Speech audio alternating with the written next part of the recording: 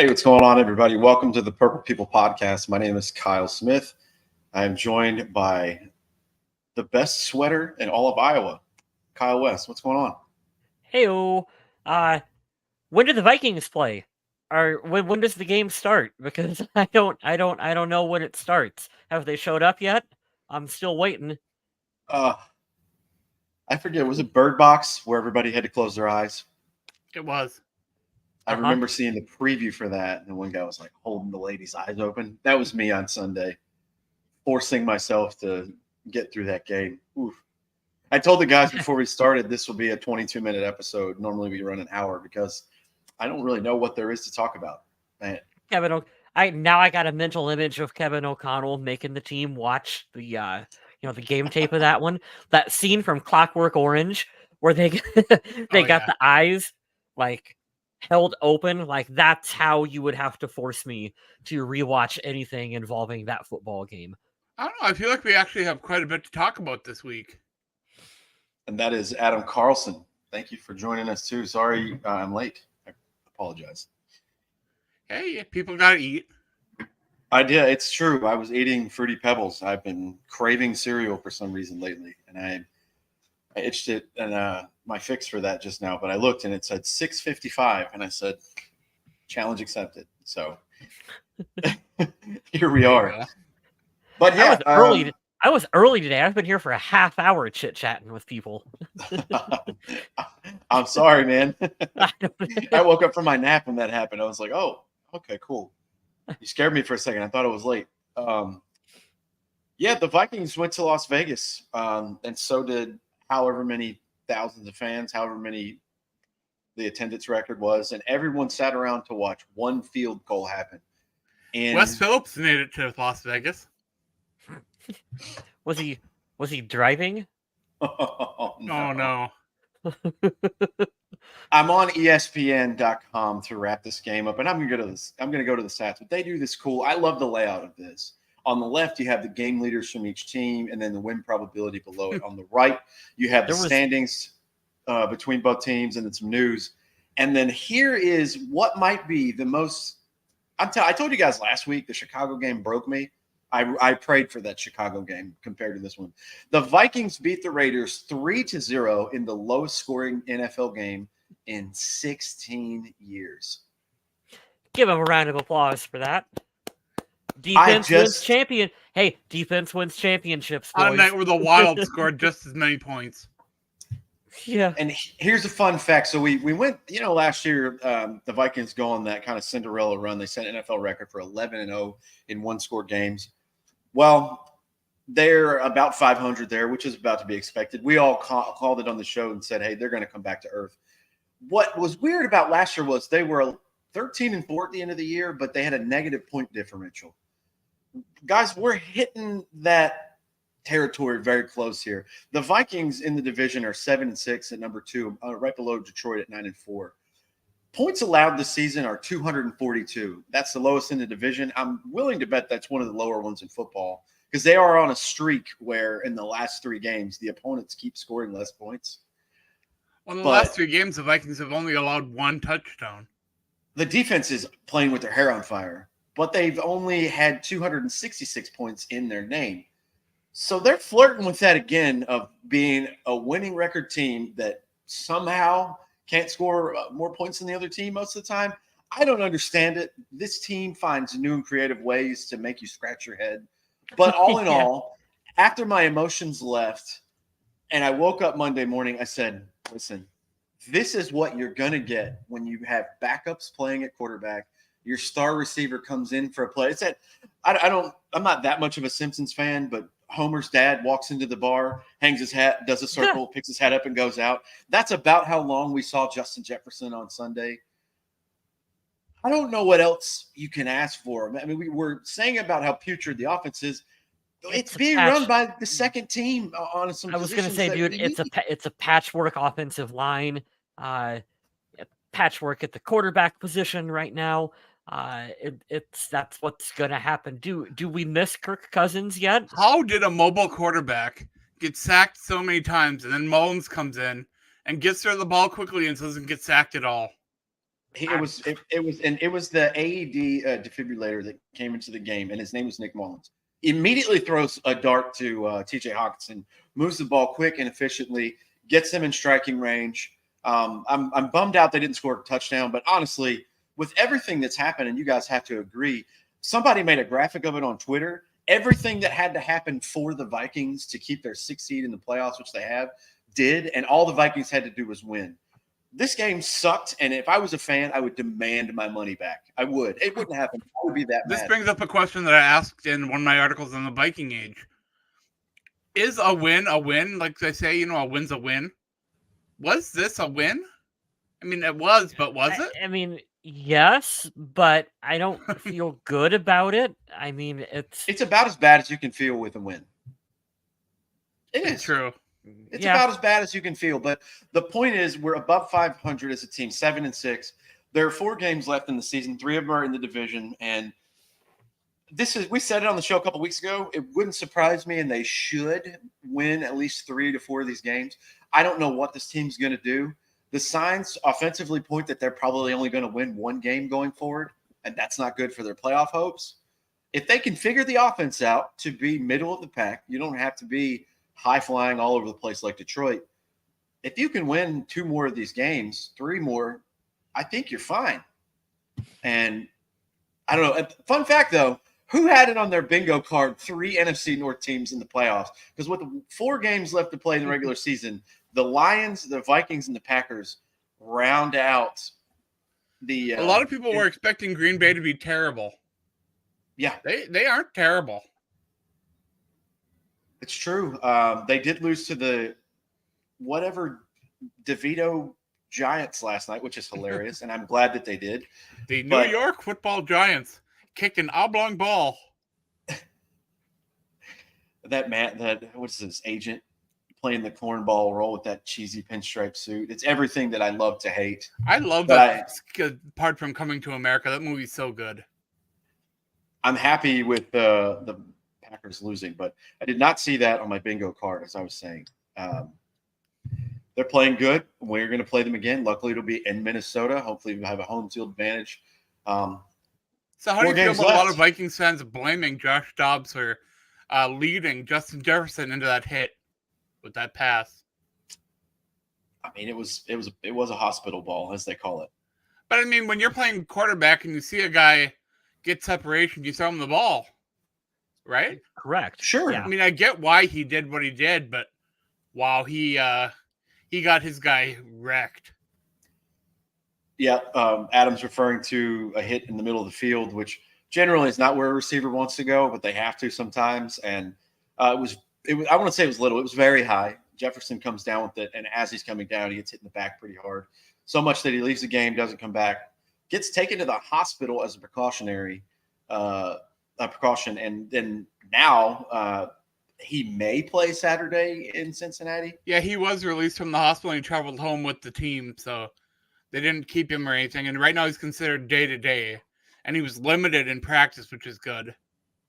But I do want to talk about one other thing from this game that I thought was interesting was Alexander Madison looked like he was going to have a 100-yard rushing day. And then he got hurt. He did. He looked efficient and pretty much everything that I haven't said at all this season, and I was happy for him. I love when players make me eat crow, and I'm happy that he had a good day. Sucks that he got hurt, but that was pretty on par for Sunday, right, Adam? I mean, speaking of players that made us eat crow, KJ Osborne has me wondering, because I was talking before this season that he was doing everything that was expected of him, and I wanted to see if he could take on a number 2 role, and so far he has not been living up to that expectation to be able to play when the bright lights are on him. He's been dropping a lot of passes, struggling, and maybe he's just a number 3, and that's not a bad thing. It's not, but I want to do, kind of what we were talking about before we started the show. And what I mentioned earlier, it's not Kirk Cousins throwing you the ball. I understand if you get your hands on it, the general rule is hopefully you should come down with it. With all of these guys and the situation that they're in, you got to understand, like, they're going on their 3rd guy of the year that you're just catching a ball from. This is not what they're used to. most in a regular, especially with Kirk Cousins, you're used to him getting you the ball. It's his style, his velocity, his accuracy. Now you're adjusting to the third guy in a month and a half? And it'll be the fourth next week, fourth different starting quarterback. Yeah. It is what it is, man. I have to do it myself. I'm the worst of the three of us with getting emotional and super angry at these games. These guys will tell you. I talk a lot of shit in the group chat between us. When the dust settles, you just have to call a spade and say they're playing with a backup or sometimes a third string, whoever you want to put in the pecking order overall quarterback. Justin Jefferson's been out for like half the year. This game saw Brian O'Neill get injured, which I haven't heard an update on him. That's terrible. He did not practice. That's not good. I mean, I like Questenberry. I'm glad he could fill in, but Max Crosby was having a day Sunday, just wrecking everyone. We miss Ed Ingram. Adam said it a bunch in our chat. We miss him. And yeah, who would have thought that would have been something we would have said? What a turnaround from last year. I miss Ed Ingram. Yeah, and I like Brandel. Yeah, I like him for what they are. He's a good swing tackle and backup, but I was surprised they went with him at guard. Yeah, it's tough. When you look at the players, they're third, second, whatever string for a reason. And that's not to diminish them as NFL players. That's just simply the pecking order of this is our starter. This is the quality of play we expect from these people. These are the depth and rotation. It's probably going to be a little less. That's generally what it's assumed. So when you have all these, like Kyle said, patchwork pieces in there, you can't expect them to go full throttle like they, I can't think of the best offensive game. The first thing I think is the game where they beat the Niners. That's when they look their best. I can't expect that standard from these players. And, it shows. I will say this, though.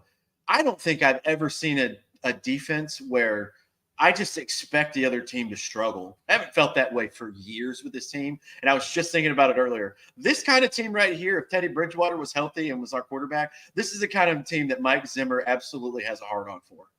Yeah, this is okay. I was wrong. Brian O'Neill was a dream. full participant in practice. My bad. Oh, good. That's great news. Okay. Yeah. When you see, so I went to both the games this year in Carolina and versus the Chiefs in Minnesota. When you see the size of that dude, he is massive. So when he was DNP. I was looking at the wrong sheet. I was right. He missed.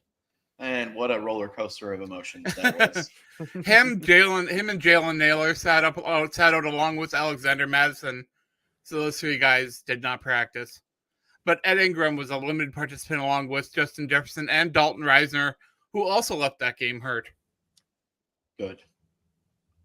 Well, we'll take some, not all, if that's what we have to come down to for Saturday. But yeah, this, like I was saying, this is the kind of team that Mike Zimmer just salivates about. I sent it to Adam on Instagram. If you guys have it, you can look it up. I'm not sure where. I'll have to look on the account for you. But Anthony Barr sitting in a 54 jersey, very weird to look at, talking to Paul Allen. And he's like talking about the defense that Brian Flores runs. He goes, when you look at it on paper, you call this man a psychopath. I'm paraphrasing here. He goes, it's psychotic. He's like, there's no way you're going to actually do this. And he goes, and then you go in the game and then it works. And you're like, oh shit, we're doing it. And I love that perspective from a guy, when he got drafted, 2009. He's been in the league forever. 2009, when did Mike Zimmer become the coach? 2014. So he's been in the league for 10 years. He's seen it all. I mean, I believe he was the green dot wearer of the defense when he was out there. So when he tells you it's batshit crazy, he's speaking the truth. I really appreciated him giving insight to fans like that because, yeah, I see the blitzes, but the thing that I've noticed a lot with this defense is the different looks of, okay, you think pressure's coming, then a lot backs off, then you don't think pressure's coming, and here comes the house. I really enjoyed that kind of cat and mouse game, but I don't know the nuances. I don't remember if I shared it with you guys. I'll see if I can find it. Maybe we can put it up on the screen. There was a graphic of every position that they have played Josh Metellus in this season, and it doesn't even list all of them. I've got it right, and it was essentially almost like every position on defense. Like he is finding ways to get players in creative situations to maximize their talents up on the field. Yeah, can you read that out for us? So you guys can see on the graphic, if you're not watching the show later, just listening, there's 1, 2, 3, 4, 5, 6, 7, 8, 9, 10, 11, 12 different positions he's played. Strong safety, free safety, left corner, right corner, slot corner, left inside linebacker, right inside linebacker, middle linebacker, left, right outside linebacker, right and left defensive end. He's played every position on defense. He's also played half of the team's special team snaps. He's like, he's the one where it's not where I say I was wrong. I just didn't understand what was going to happen with this guy when they signed him to a multi-year deal, I think. Yeah. Before the season, we're like, okay, he's just a guy. He's been the guy on defense. That shit is looking like a value. It looks like the Danielle Hunter signing before the very first one. That's what it looks like. He is finding ways to force fumbles, which is, I think that's so cool. Like, I understand tackling is your first baby that you should be very good at. And I think he's good at it. I think he's a good hitter for the safety. I think he's a good tackler. But he's finding ways to force fumbles and make these clutch plays happen. Man, I hope Brian Flores stays for one more year. It makes me wonder if Brian Flores arrived there and started playing with him being like, this guy can do a lot. I think, because that Joker role for him has been so good. Well, it's crazy. The only negative that's come from this is he's buried away the first-round draft pick that Kevin O'Connell and Kwesi picked last year. He's not coming in because this guy's playing too well. No, when you got three safeties that are playing at the level these three are, you can't take one of them out. You can't do it. Even if the team was completely healthy and ready to roll, replacing any one of those three doesn't make sense. Yeah, it wouldn't be a smart move. I mean, Defense is lights out. Looking forward, you assume Harrison Smith is probably going to retire after this season. But he is playing well, so maybe if Brian Flores sticks around, maybe you get one more year out of him. But assuming if Harrison Smith retires, that kind of opens up a little more of a spot for Lewis Cine, next season. But no, I agree, Smith. I am really impressed with the defense that the Vikings are running, and especially the way he's using players. I mean, we're going to get tired of saying it eventually, but, Ivan Pace Jr., undrafted, being able to maximize his talents out there on the field, that really speaks volume for a coach who is able to look at a player and say, I know how to use him, which is something that they've struggled with a little bit previously underneath different coordinators, I think. And Pace was the one that sealed this game at the end with that interception. Yeah. So the only thing he's missing on the stat sheet is a touchdown. He has a stat in every one. 13 total tackles, 7 solo, 1 sack, 1 tackle for loss, 1 pass defended, and 1 quarterback hit. And he has undrafted. So I put the stat on my social medias as well as an article all over on the Viking Age. But I wanted to remind you guys that the Vikings and Raiders combined for 433 yards of offense. Well, they also combined for 820 punting yards. That's insane. Yeah, I'm looking at it here, and I don't know. Maybe I'm missing a glaringly obvious point. You guys can make fun of me if I deserve it. I've seen 99 yards total on ESPN, but there's 83 from Nick Mullins and 63 from Joshua Dobbs, and that would equal 146. You subtract the yards from the sacks. Oh, the sacks on here. Yeah. I'm going to give myself half a point because I did say earlier that Max Crosby was having himself a day. Nick Mullins didn't get sacked, but Josh Dobbs got sacked 5 times for 47 yards. Ugh. Yeah, that's man, ugly. It's very ugly. Now, these two teams do have good defenses and plenty of good pieces around on those defenses. So it isn't a major surprise that the defenses both played well in this game.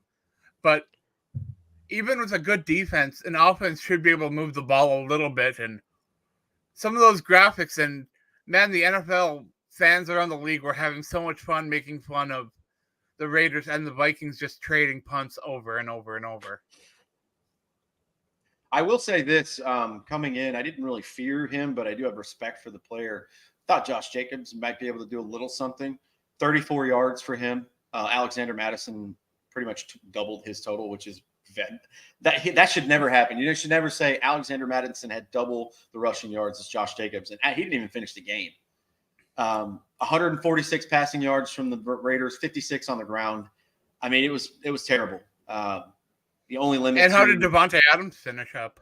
7 receptions, 10 targets, only 53 yards, and he was the leading receiver of the day. So I am not upset with that one bit.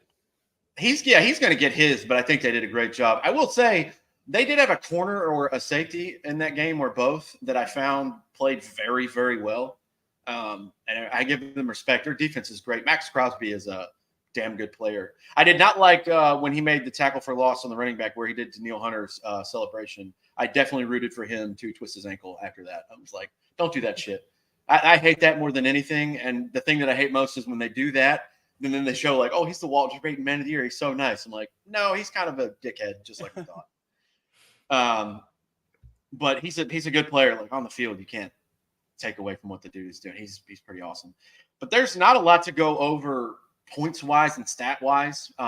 We can talk about a few things that happened in the game, like faking a field goal and punting it and not putting it to the left or right of the field. You put it right in the middle for someone to get, and they had a chance if they really were smarter to kind of run it back and maybe time the game. That was pretty weird. That must have been one of those plays that they did in practice that worked perfect. Oh my God, we're going to get them with this one. And boy, that didn't work in the game, did it? It was poorly executed, man. I told you guys in the chat, and I think you all would agree in our chat for this live show, when you have 2 weeks off and you prepare and you come out and play like that, something's got to give. And I agree with what Jonathan said earlier. He said that he would say that Dobbs is more of the schoolyard style quarterback, better with no actual game plan. Now, they don't go in and say, we're not going to have a game plan, but playing loose and letting him do read 1 and 2 and then scramble, I think that's his style for success anyways. But man, it was a pretty piss poor showing on offense to have, 14, 13 days to prepare for a team that's pretty average and a little bit worse than the Vikings. They look pretty bad that way. But at the end of the day, like we said, you got to win. Everybody that you needed to lose lost. The Eagles lost. The Lions lost to the Bears. That's one of the things that's weird coming up, because I have a feeling the Lions will find their stride with us because that's just how it goes. We lost to the Bears on a last-second field goal, held them to just field goals. They mollywopped the Lions, and it was really just like, what happened? I thought Detroit was the Cinderella team this year. Detroit's going to Detroit. Some competition for Greg Joseph, or are you still okay that he missed that kick there and has kind of been having a bit of an off year? At this point, he's shown me more inconsistencies than not. But it's the thing that I've always said on the show, Adam. Are you going to bring in someone who's better? If you're not bringing in someone who's better, let him ride. I mean, he's going to ride. And Ryan Wright hasn't been great as a punter this year either. Yeah, they've been underwhelming compared to what they have been in years past. You're correct. I don't know. If you can't find somebody that's a surefire like upgrade, I don't see why you would fix it. Just maybe go back and chalk it up. These guys will have bad years, just like edge rushers or running backs or whatever. But I'm not opposed. Why not? We're also kind of shell-shocked as Vikings fans, particularly with our kickers. So anytime they miss, we're, oh my God, get rid of them, fire them. They're terrible. It's awful. I agree with Smith. I do think this offseason, maybe you're a little more serious about bringing in some competition. I want to say Joseph has only missed one kick from inside 40 this season. I want to say that. And I understand. So maybe our expectations are just a little high. I understand I'm the guy in a lazy boy who can't even walk upstairs correctly right now. So I'm not going to get very far with my opinion on professional athletes. But it's one thing if you miss. Kicking is hard. It's never easy. And it's very mental, and there's a lot of variables. But when you miss indoors, I have major questions. You ever watch when Pat McAfee has a fan attempt a field goal for like $100,000 and stuff like that? Yeah.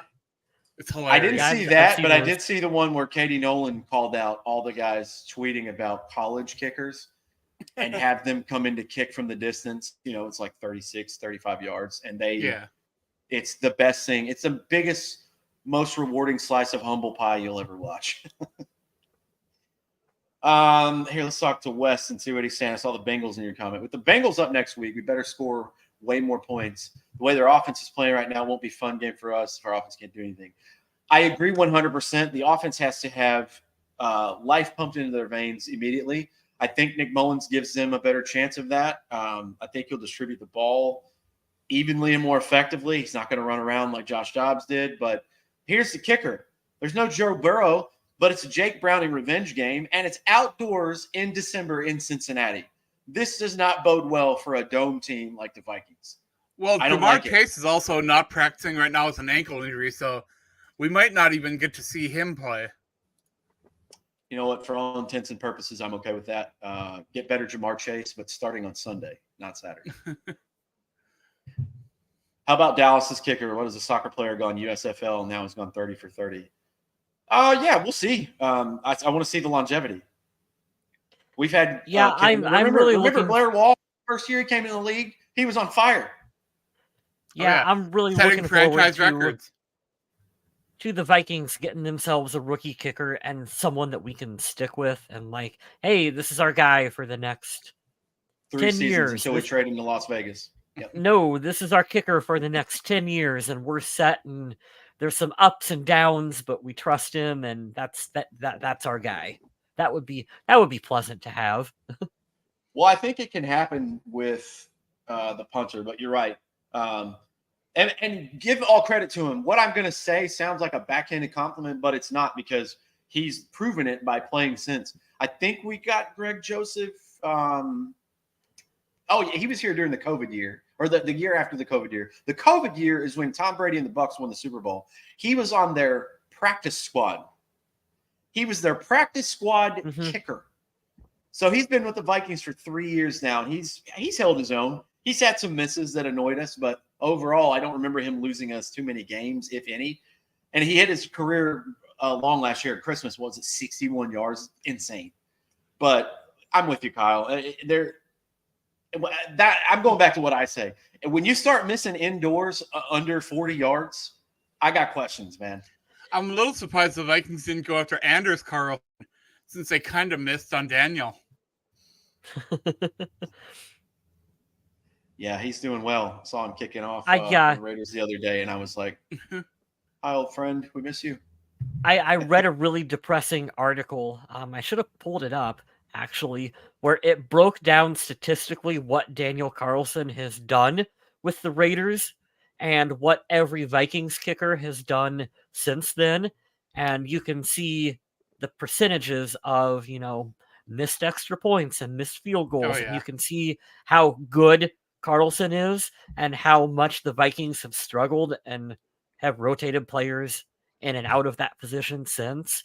That was a mishap that happened on that whole thing. He was put in a bad situation with Mike Zimmer as his head coach and what the Vikings put him in general. And I still love that rumor that I've never had verified, other than like when he would say it at the podium, that Mike Zimmer just would not say his kicker's name, just call him kicker. Yeah. Good God, that is the most toxic shit I've ever heard in my life. Oh, man.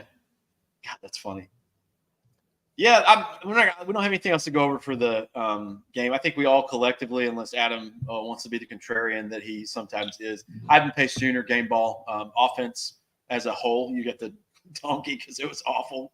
3-0, you beat the Raiders. Good job. You won the game.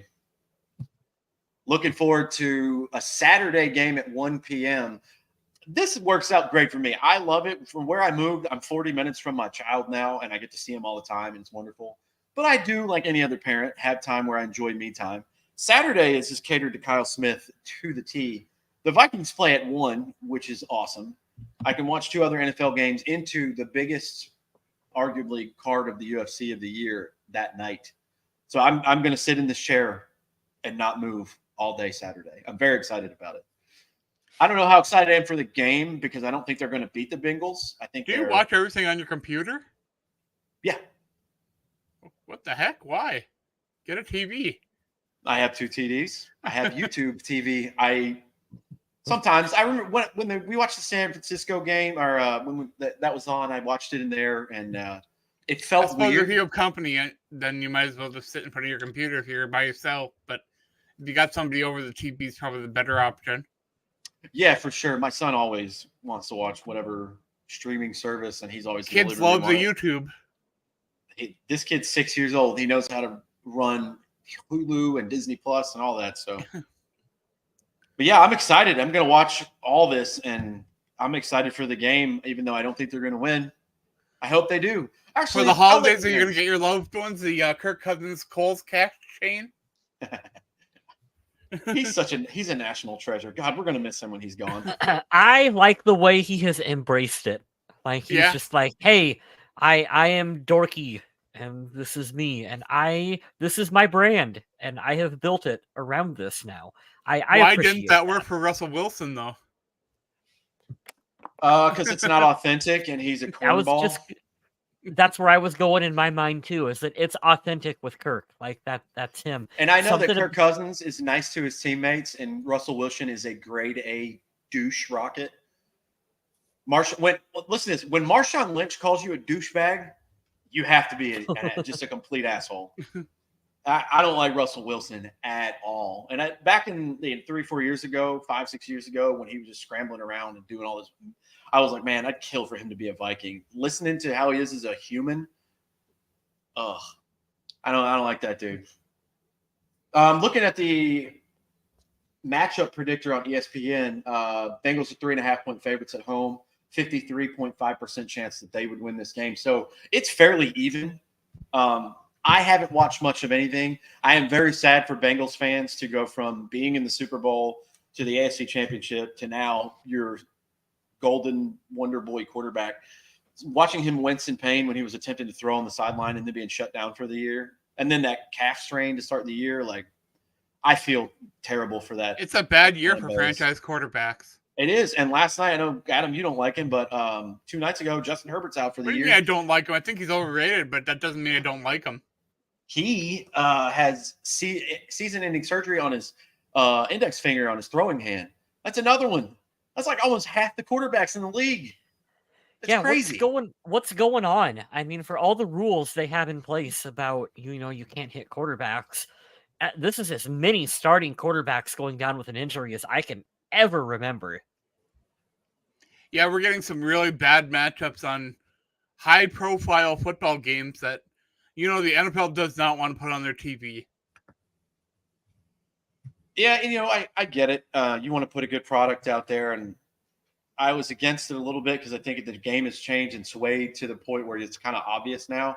But, man, I wanted to see what Aaron Rodgers was going to do with the Jets. Obviously, we never thought Kirk Cousins was ever going to get hurt. Justin Herbert, we just talked about, is down. Daniel Jones got his payday, and then he tore his ACL. I mean, how many people are out? We can go down the list. Joe Burrow. I'm not naming Bill Cosby in Cleveland because he's an asshole. C.J. Stroud, Anthony Richardson, 2 promising rookies. C.J. Stroud was on fire. He just got hurt this weekend. Chargers Raiders on Thursday should be a barn burner. Oh, God. It's bad when last night was watching the 500 Packers versus the sub 500 Giants. 2 Monday night games you want to get hyped for, and there was only one good team out of 4, the Dolphins, and they lost at home to the Will Levis-led Titans. What a season this is. This is so weird. Is this the one, I know mathematically and how it shapes with however many teams and games you play, it's going to shake out at the end where everybody's going to have, a different record. But right now, going into it, isn't the AFC playoff picture, there's 8 teams in the bubble, and they're all with the same record or close. Yeah, the AFC is really weird, but the NFC is really weird because, so the Eagles lose a game, and the Cowboys jump them in the AFC or in the NFC East. So now the Cowboys are going to be, the representative over there. So now the Eagles dropped from the 1st seed down to the 5th. Yeah, because they lost to the 49ers straight up, and now they split with Dallas. Yeah, they dropped from 1, I think, to 2 for a day or 2. And then they went to, now you said, the 5th seed?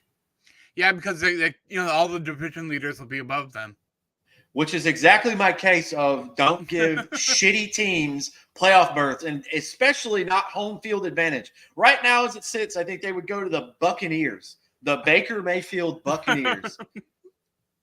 They're going to win that game. I would put my paycheck, my whole 2-week paycheck on the Eagles beating the shit out of the Buccaneers. And it's like, why are y'all here?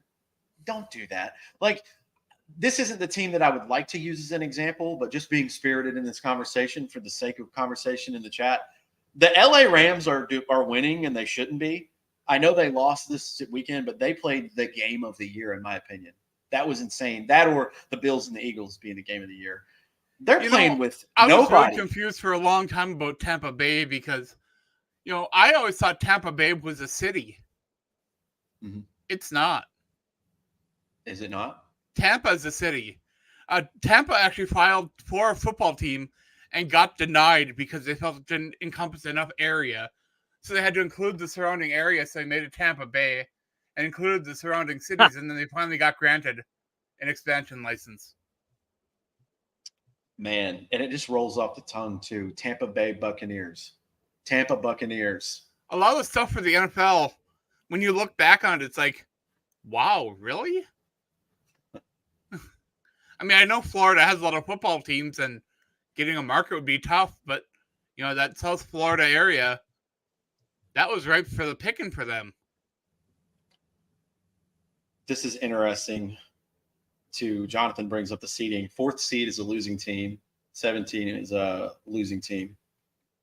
That's weird. Packers would be it, by the way, the 7th seed. And that would lead, who's number 2? The 49ers. Packers go to the 49ers. No, they're in number 1. Who's number 2? Dallas? Yeah. The Packers would go to Dallas and get destroyed. So that's crazy, man. We can't emphasize that enough, and especially on the season. Like, I'd love to talk about that for a second too. Is remember fighting for a 6th seed to get in. Sometimes there were 10-6 teams or 11-5 teams, like the Patriots that one year. They just wouldn't make it. Yep. And now, because of that extra seed, the Vikings can start out 0-3, have a 2-game skid, and not even be the last seed in the NFC playoff picture. That is insane. It's crazy how much that helps. And I didn't understand how the math was going to work. I was like, well, what about the 2 byes? And they're like, no, just the best team gets a bye, and that's it. I actually like that better.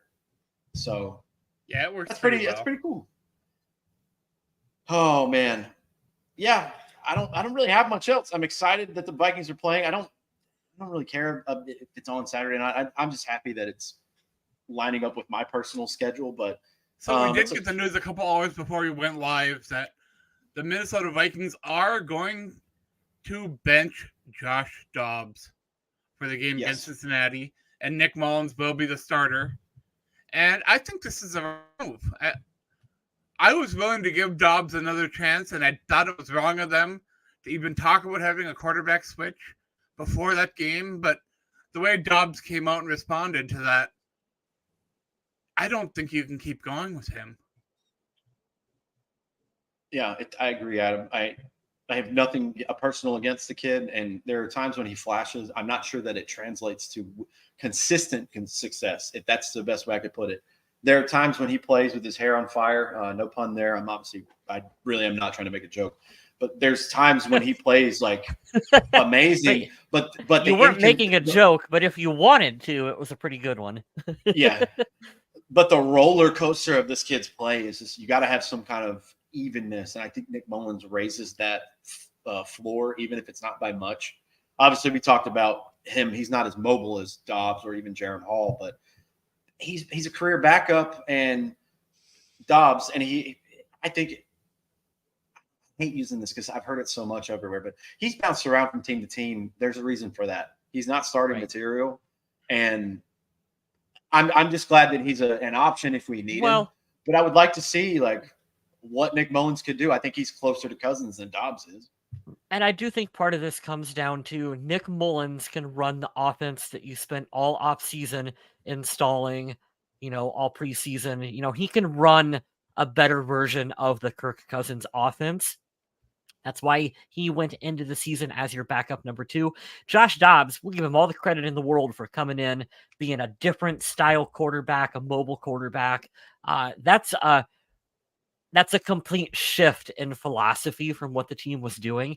And I think it's a lot easier for us as fans to sit here and go, oh, well, you just tailor the offense around Josh Dobbs and you run some Wildcat and you make it work. And I think we found out that that's not how it works in the NFL.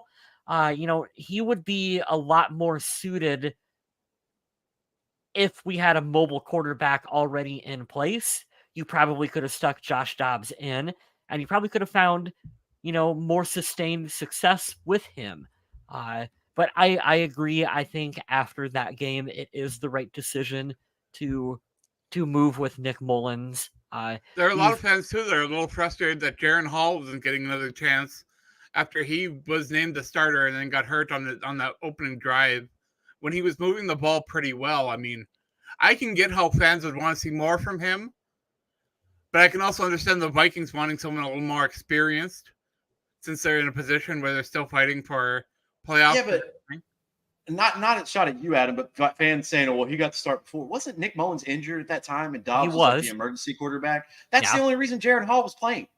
I'm going to fight back on that so hard. Not at you personally, Adam, but Hall did look good when he was in there. He played well for a series. And Matt Flynn threw 6 touchdowns in one game. Where you're like, who the fuck is Matt Flynn again? I understand both sides of. Hey, you want to see what the investment is, but I also want to watch this team win games. As much as I shat on earlier this year. I mean, remember what Mike Zimmer said? It is truth, even though it was a dick statement. We see him in practice all the time. If the Vikings thought that they were going to win with Hall at quarterback, he would probably be starting. It's just that juxtaposition that fans don't understand is you ask for something, and then when it does what the mathematics, and this is where my brain doesn't get emotional. I know I'm talking, cartoonishly right now and using my hands, but taking the emotion out of it and the investment personally, the mathematics on it tell you, okay, this guy's your third string and he's a rookie. This shit's probably not going to go well. It's probably not. It usually doesn't for any other team. Why would it work and be a magic success story for the Vikings? And they're like, well, put him in. What happens when he goes out there and he looks like shit? Then what? And then you lose, and they're like, oh, well, you find something else to bitch about. Just put the person out there that gives you the best chance. I'm with you, Kyle. I know I'm all spirited now. This is the guy that we got rid of Sean Mannion, thank God. You're like, just get us a capable quarterback. When they said Nick Mullins, I wanted to do cartwheels. So the Seahawks saw Mannion and said, we need some of that, and signed him. Yeah, he holds the clipboard in such a way, Adam, you wouldn't understand. You just wouldn't get it. We got to get us some of that. Oh, yeah. But, going back to that. You guys, we're going to be spending all off season having this quarterback conversation. Oh, yeah, for sure. Speaking of quarterback conversation, Drake May announced that he was going to be part of the NFL draft. Great day to be a Tar Heel. I'm happy for you. Although he is unlikely to end up with the Minnesota Vikings, I love the idea of getting more quarterbacks towards the top of the draft. I do too. So some more of these other guys might tumble down a little bit. Well, I just found out over the weekend, it didn't give me an update on ESPN or whatever. The kid from LSU won the Heisman. I had no idea. I had to look it up. Now they're saying and it's already starting in December. God knows what it's going to look like in March. They're starting to say he's going to be a top 10 pick. He wasn't thought about as like a first-round quarterback before the year, but he's tall and he's mobile and he's got accuracy, and then that stock's just going to go up, and somebody's going to take a chance. It's wild, man. But I'm glad you brought him up, Adam. I'm a North Carolina because the Vikings are going to be looking for a quarterback this offseason, like you guys said, whether it's one that's already on their roster or whether they draft a guy or whatever it is, or if they end up re-signing Kirk Cousins. I mean, it's a possibility. Unlikely, but a possibility. I hope so. God, I hope they figure that out. It'd be a perfect way to ride up in the sunset. And you know what? If he just stays healthy and plays like he does, he'll win Comeback Player of the Year. But that will be the highlight of this offseason. It's going to be all talking about quarterback for the Minnesota Vikings. And I never thought, Adam, that I'd be wanting to hear more news about Justin Jefferson getting signed long-term. Take me back to that versus this quarterback shit all day long. Good. Jefferson still has this 5th-year option. He's got another year with the Vikings, so there's no rush there. We also got to look at it this way. I don't think this injury hurts Justin Jefferson's payday in any way whatsoever. Oh, no, not at all. he's still going to get this gigantic contract, and fans are going to be so mad. Like, look at the games that he missed and the production he didn't have. And it's like, well, look, he was the offensive player of the year. He should have been offensive rookie of the year. I mean, this kid, he makes a difference when he's in there. He's a generational talent. Generational. And not only that, but he alone puts eyes on the Minnesota Vikings franchise. We talked for a long time about how the Vikings haven't had that player that stood out like since Adrian Peterson. Sure, they'd put up, like Adam Thielen or Delvin Cook up on the side of a billboard or something.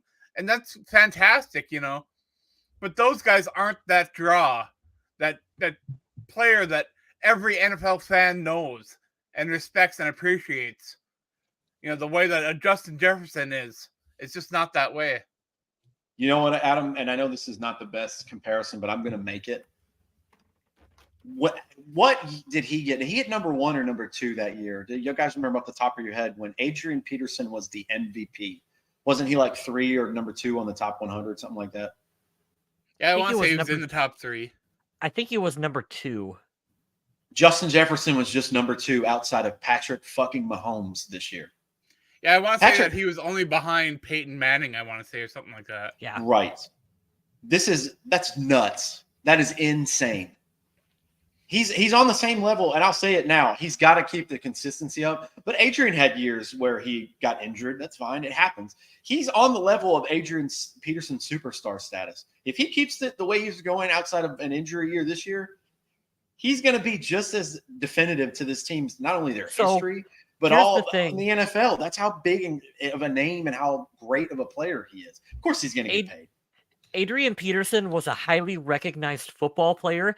Justin Jefferson is recognized outside of the sport by a lot of kids because of the gritty. Like, that has really transcended him to another level. If you watch on his if you watch on his YouTube channel, where he will go out and do different things where he interacts with the public, the kids come up to him and they recognize him, Adam, from Fortnite, from doing the gritty, all that stuff. Is like, he is a superstar outside of the sport of football in a way that like Adrian Peterson wasn't.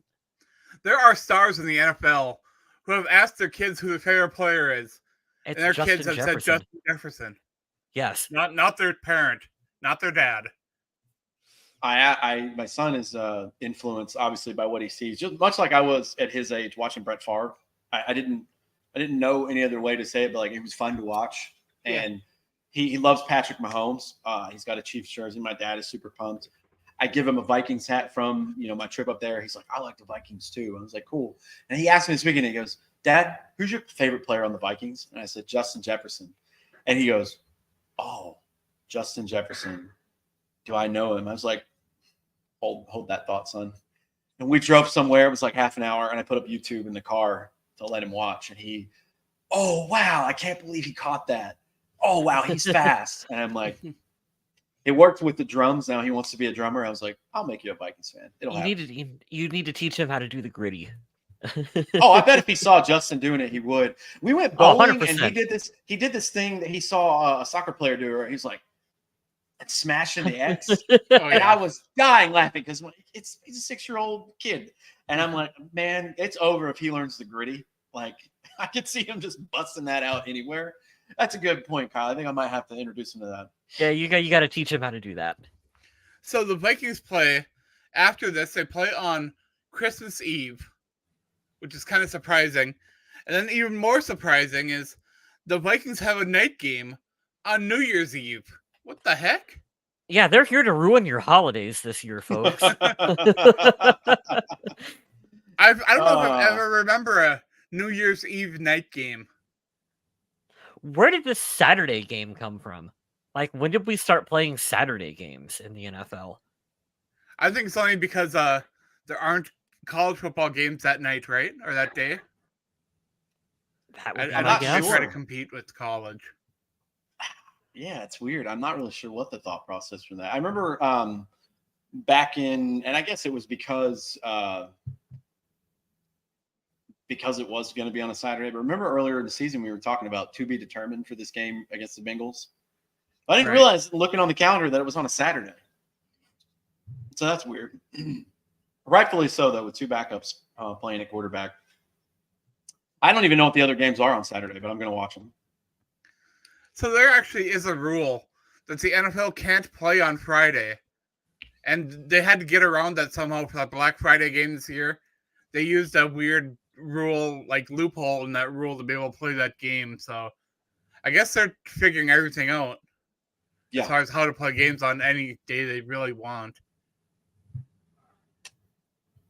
I don't really have anything else for the show. I do want to talk about one thing that happened this week in the NFL, just because this is a football podcast, and I want to spin the angle at which you look at it, because I'm going to highlight everything that the obvious person and fan would say, but then I'm going to switch it on you and tell you why you might hate it or hate on this team, but why the person is right. It's been going around like crazy, like a buzzsaw. It's on Pat McAfee, and I saw Adam Schefter tweeting about it.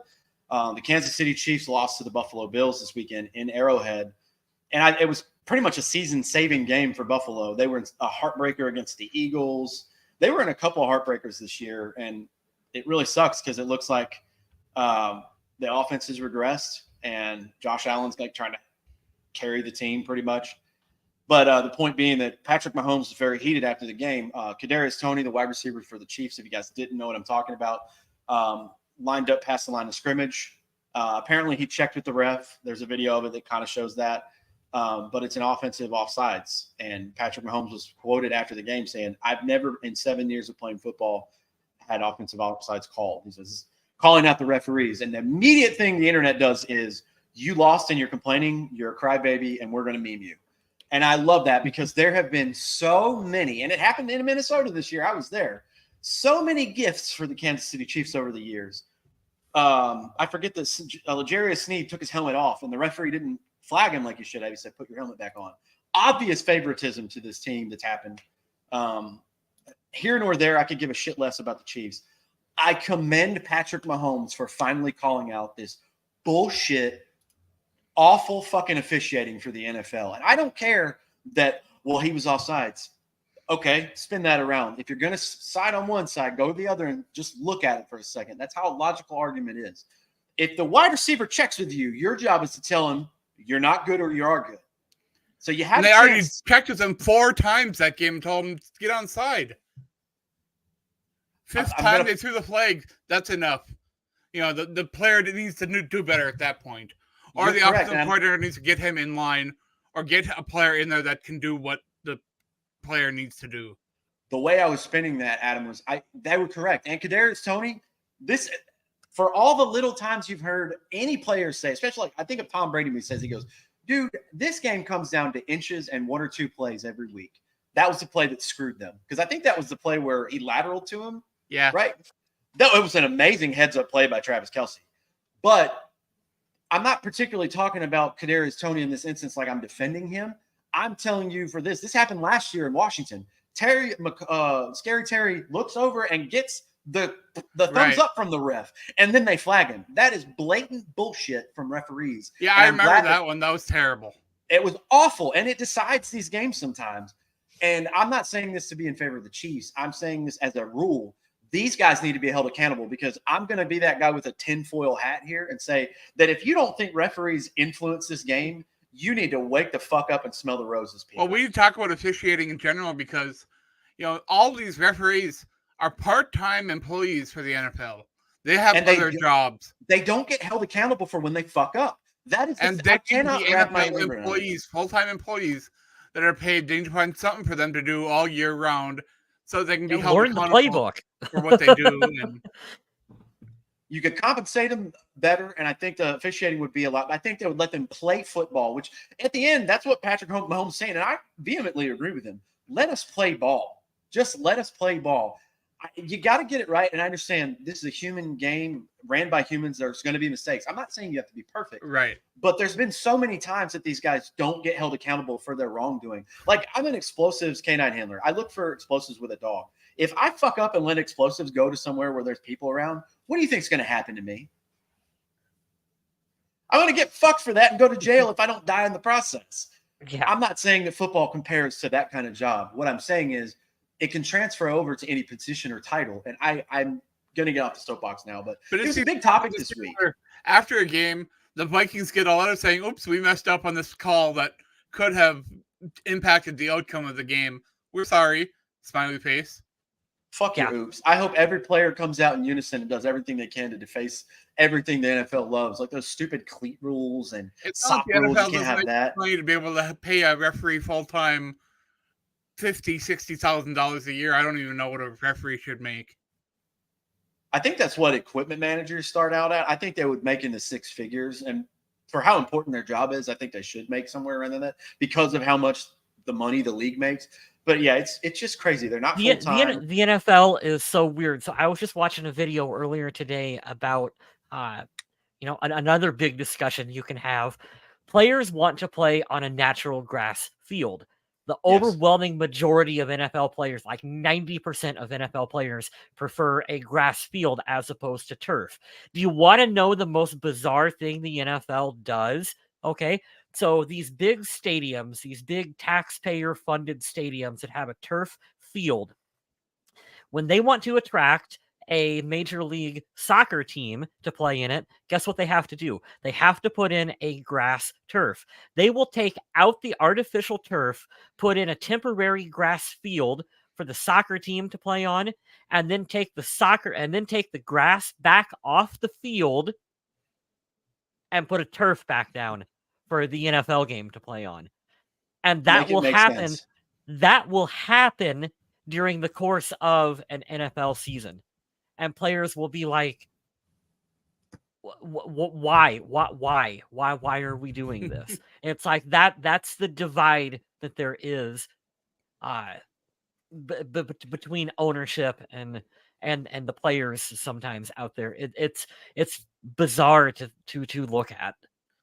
But I don't think there's, as far as officiating goes, a lot of fans still have no idea what a catch is. And they don't know when a fumble is a fumble. I mean, I will say with the replay and then them checking in with New York, that's come a long way, which is really nice. Here you go. I love this too. Some bread half of this lightning fast. I don't even know how. Adam Schefter, so the referee Brad Allen and his crew are facing major criticism from the NFL of the Packers-Chiefs game, the Texans-Jet game that they did. C.J. Stroud hits to his head, should have been called, but it wasn't. You know what's crazy on that front? I was going to say the league is doing much better, at least in the Vikings game, of they have a guy or girl specifically that watches players, and if they show any signs of like stumbling or fainting or like incoherentness, they'll call down and be like, get 21 out. That happened to one of the corners for the Raiders, and he was pissed because he was like, what the hell are you pulling me out for? I want to play. And they're like, player safety. You guys can't bitch about player safety in the NFLPA meetings and then get mad when they enforce safety of the players.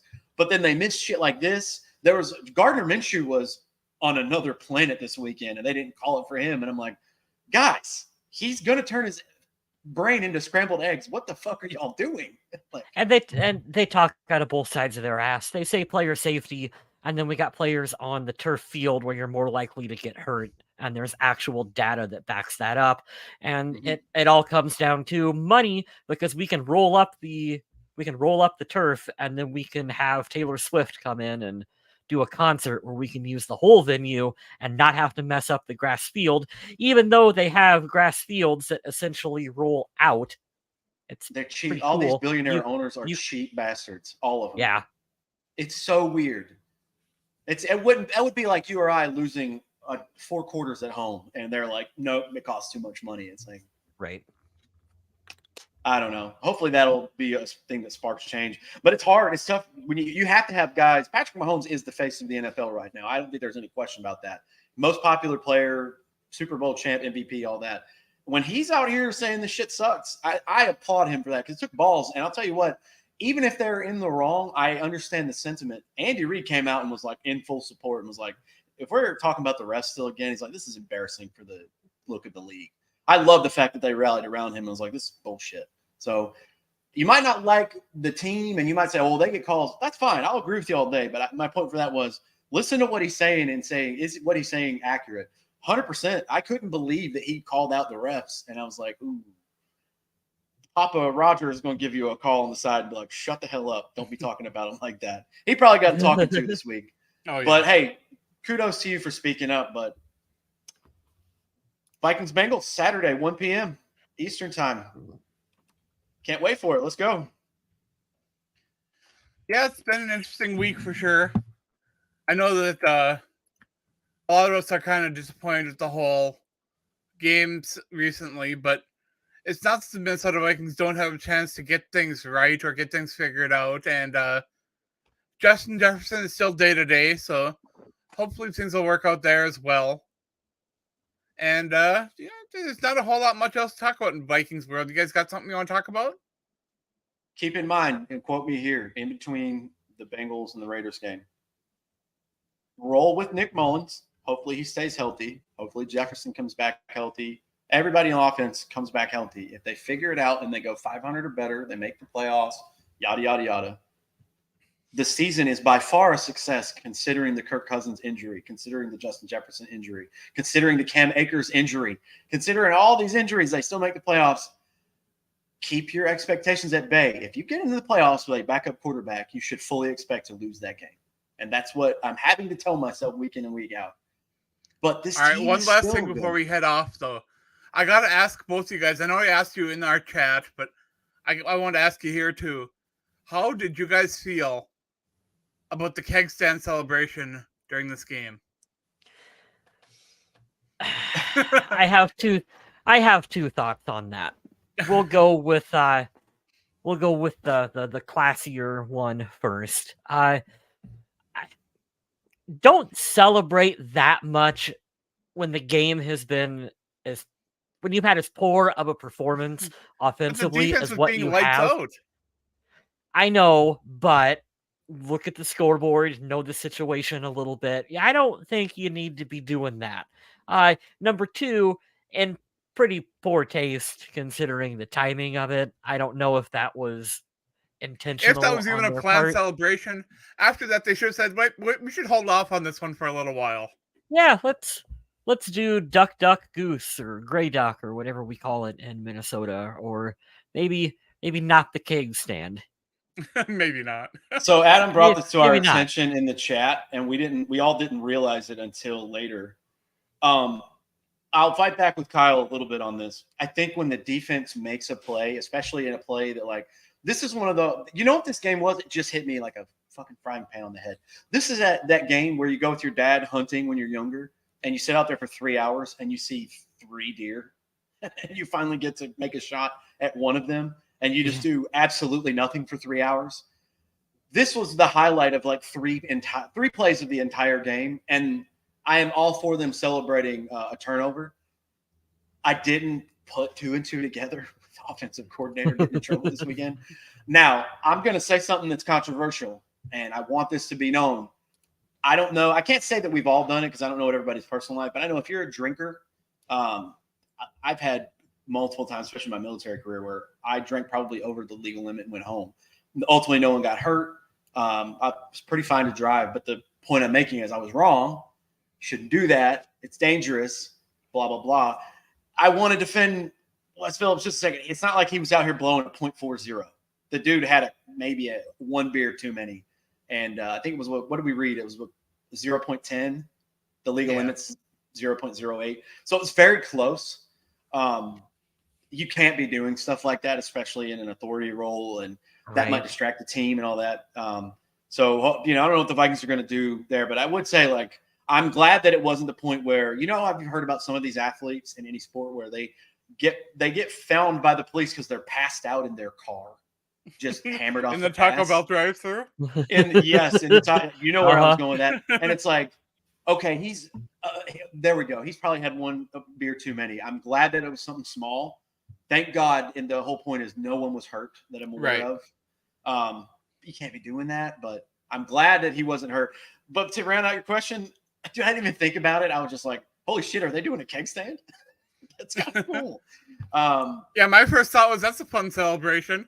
Me too. And then the next day, I get that message from a buddy being like, I don't know about that. And I'm like, you know what? You're right. That's a little sketchy. Makes me think of that that gif of Jennifer Lawrence, one of my favorites to send, when something happens and you're like, oh shit, and she's like, didn't put those together. Yeah, guys, moral of what I was saying, and I'll stand by that statement, don't drink and drive.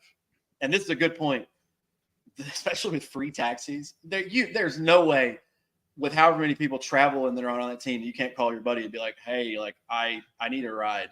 It can be really hard to know where that line is, especially if you're out and you have a couple beers and time is going a bit slower than you thought it was. And, you know, you feel okay. So you go to get in your car and you're like, okay, you know, I'm good to go. But you're not. And it's a mistake that a lot of people, I bet, have made in their life and maybe not even realize it. Yeah. So yeah, be careful. If there's any question at all, get a ride. 100%. Could not agree more. I don't care if it's an Uber, a taxi, a friend, or what. Call someone and have them bring you home. Your car can sit there overnight. They'll be fine with that wherever you are. It's true. Especially, Andrew's got a good point. These guys get paid handsomely for their jobs. You got the money to do it. Come on, man. Good luck to him, though. Hopefully it's just a hiccup. And I feel like with his track record and especially with his dad and his history with the NFL, I don't think that'll be a problem going forward. Hopefully not, but be a little smarter next time. Hopefully don't have any distractions for the team. We don't want that again. And we were just talking about that? We're like, yeah. Yeah, Isn't it nice? It's been a while since we haven't had to talk about a Vikings arrest, and then boom, there it was. Oh, God. It happened like the day after. It always happens like that. Oh, go figure. We spend a lot of time saying, boy, Kirk Cousins, boy, he never gets hurt. We're really lucky that he never gets hurt.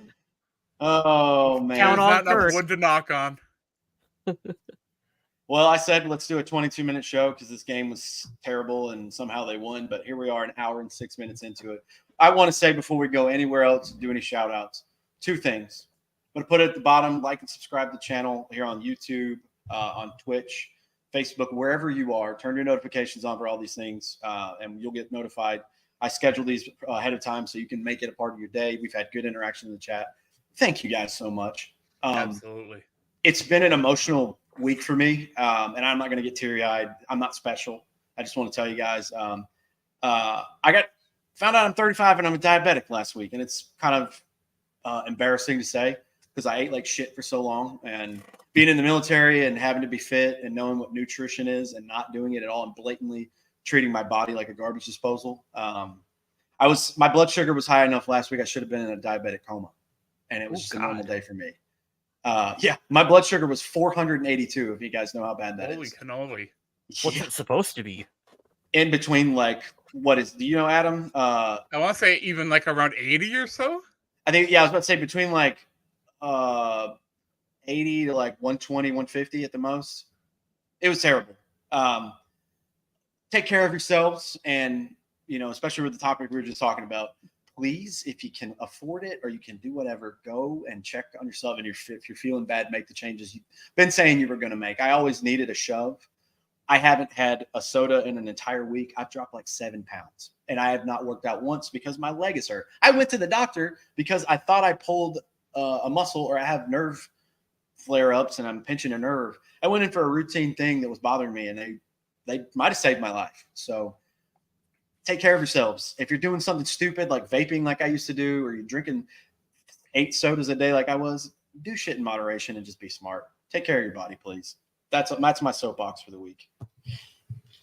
Absolutely. This time of year, too, I mean, we've talked about drinking everything, too, but like if you live up north where there's ice and stuff, go slow. Be careful. Don't worry about the other people that are passing you and acting like idiots. Leave early if you can. And do you know what? If you're a little late getting to work because you're not driving like a crazy on ice, that's fine. Your work should understand.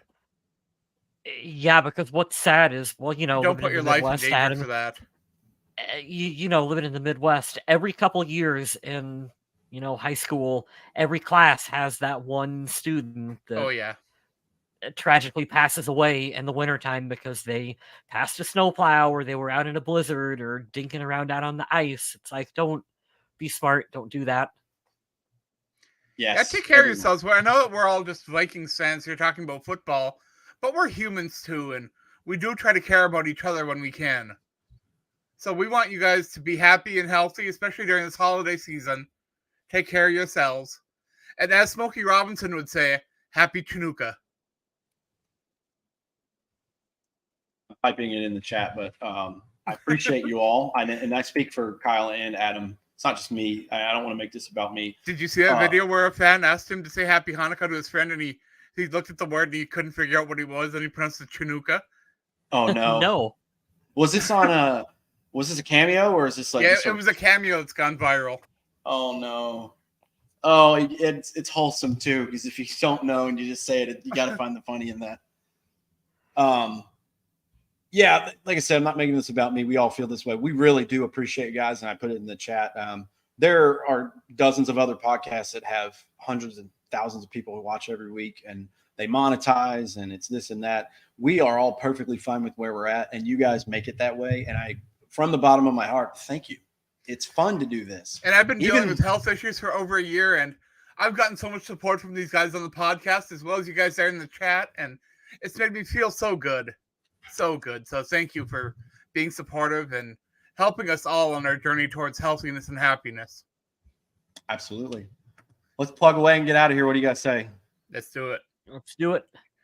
Check out my work over on the Viking Age. As always, I do my takeaways, and I usually put out some other articles throughout the week, especially on Wednesdays and Saturdays, which are my days on the Viking Age news desk. So if you see those, give them a click through and maybe even a share. That'd be nice.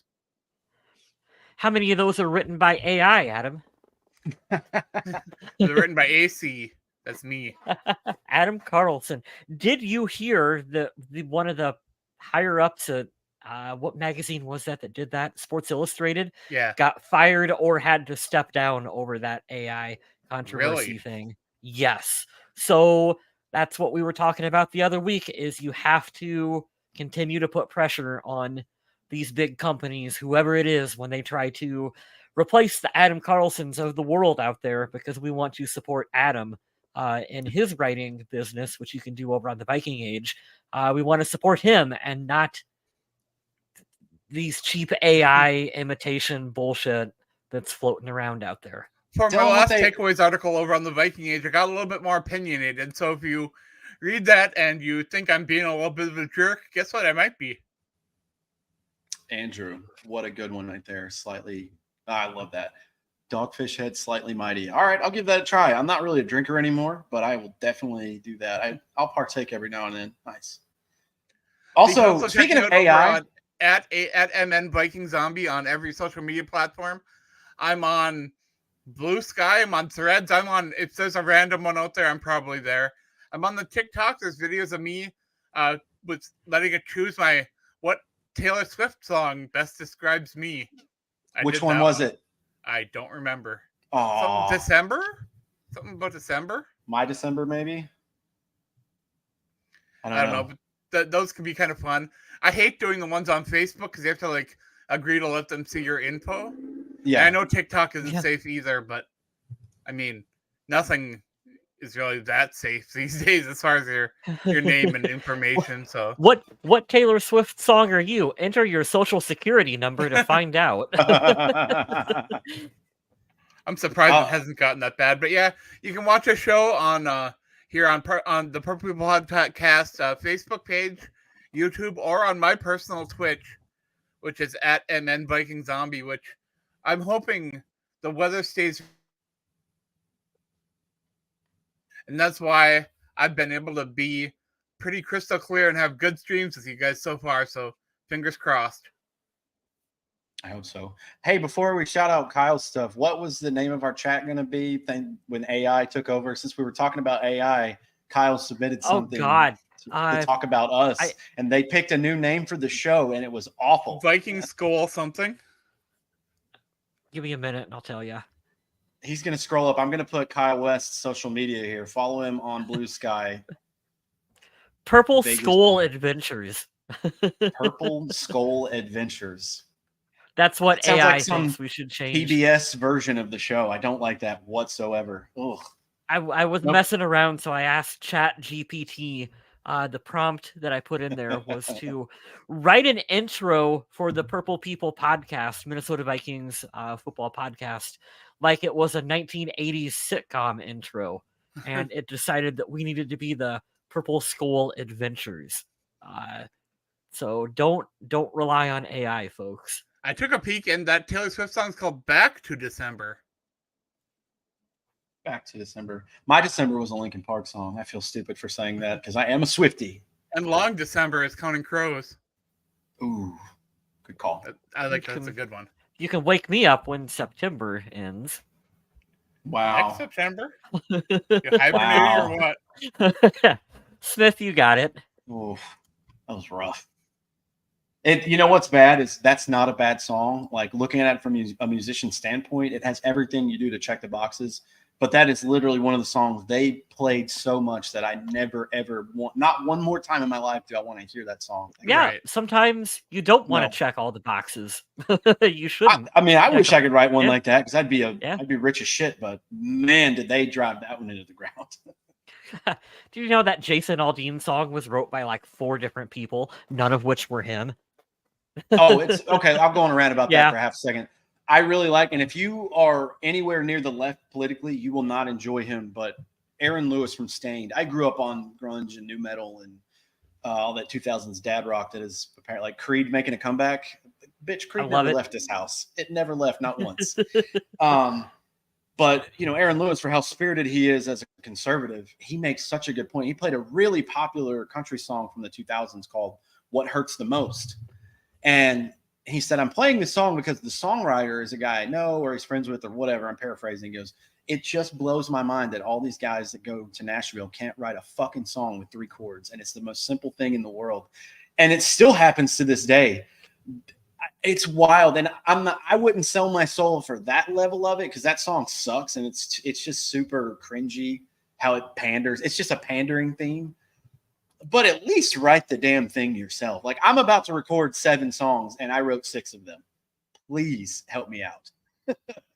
Oh, it's so gross, man. I could go on a tangent for days, but I'm not going to do that.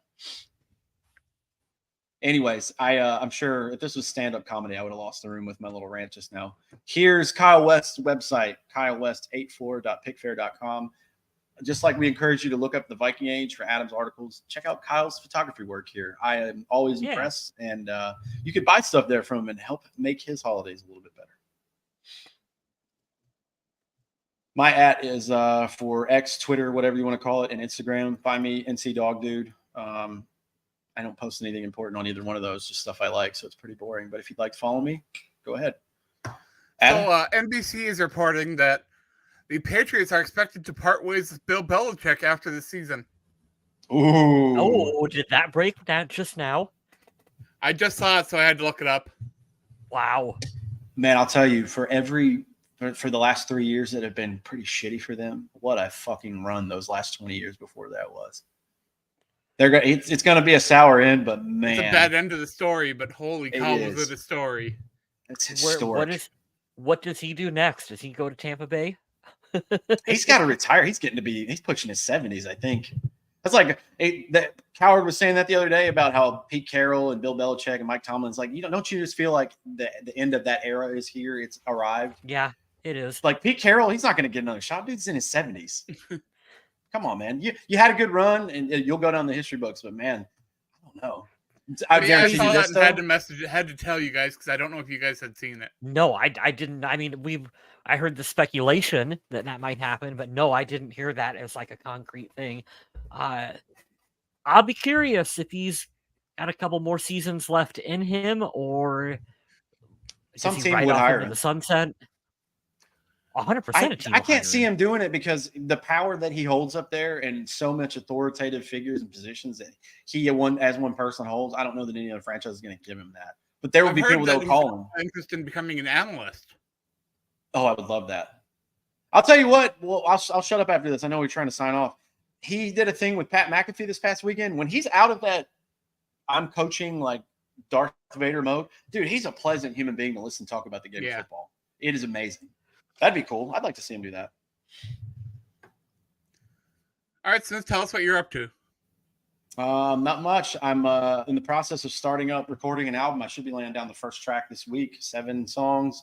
I'm doing all this at home with my friends. We're doing it in all different parts of the country, but it's going to be fun. I am proud to say that when I get done with this, I will put art that I created into the world, and it will be on a server that will outlast humanity.